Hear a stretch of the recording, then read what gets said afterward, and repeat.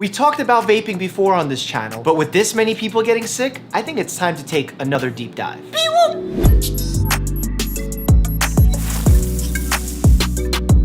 What's going on right now with the vaping situation is just absolutely absurd. We have about 500 cases in 33 states of individuals suffering with lung illness that is suspected to be caused by vaping. And the scariest part, up to 5 deaths have been reported with the same type of lung injury. They're having a chemical inflammation in their lungs, and the only thing that they're doing that could possibly cause it is vaping. These are not elderly folks with lung disease or those suffering with pneumonia. We're having young people who are otherwise healthy being admitted into the intensive care unit, put on breathing machines just because they were vaping. He was hospitalized this week. I'm 18 years old.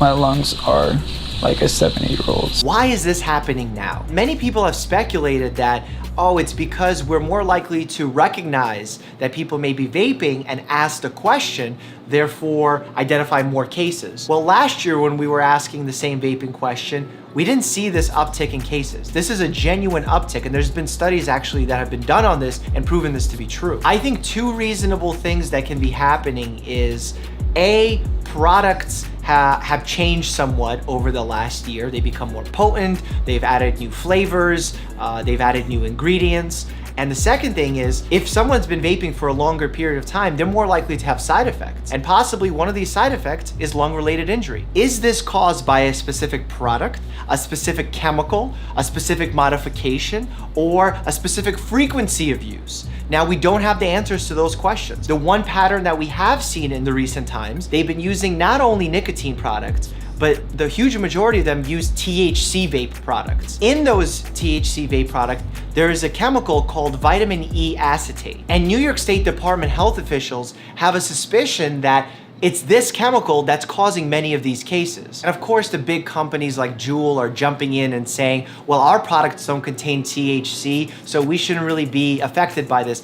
I don't think that's the case. There have been some instances of people not using THC vapes and just using nicotine vapes like Juul. So jumping to a conclusion now is just too early. That's why the CDC mentioned that there's a pattern, but are not saying anything definitively. As I said before, I much prefer to be alert in these circumstances rather than anxious. So I want to give you some symptoms that are good to be on the lookout for if you or your loved ones vape. The obvious one here is shortness of breath. It can develop slowly over time in a progressive manner, or it can happen really quickly, at which point you have to call 911. The other symptoms are less specific. We're talking nausea, vomiting, fever, chills, and even a cough.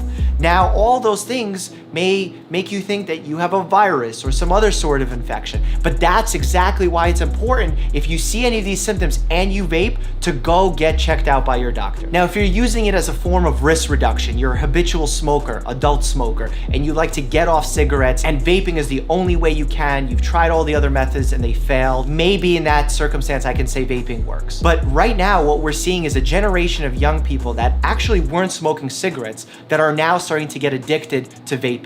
And the reason why vaping is so addicting is because of nicotine. Nicotine affects your frontal cortex. That's the part of your brain that's responsible for decision making. When you're a teen, that area isn't fully formed and developed yet. So you're very susceptible to outside influences on that area, meaning that you're more likely to develop an addiction potential. In fact, the reason we regulate products like smoking, alcohol, gambling is primarily because of this reason, that we don't want the frontal cortex affected by this. When Juul and all these other companies launched their product, they really benefited from the perception that vaping is safer than smoking. And while that may be true in some cases, if you weren't smoking to begin with, there's no real reason to vape. But the way they advertised it to young people is that, it's pretty much safe. They showed pictures of cool and hip young adults using it. They even created flavors like bubblegum, cotton candy. Who is that attractive for? The young mind, obviously. Now, in this specific circumstance, where we're seeing all these vaping lung-related injuries start to rack up, we need to take action. And I don't like that the CDC said we should consider stopping vaping. What does consider even mean? I recently heard a doctor say this really well. Imagine you're in a building and the fire alarm goes off and the announcement that's made is not to evacuate, but to consider evacuating, what are you gonna do there? You might be left in flux and confused. So I don't think that the current level of alert by the CDC is appropriate.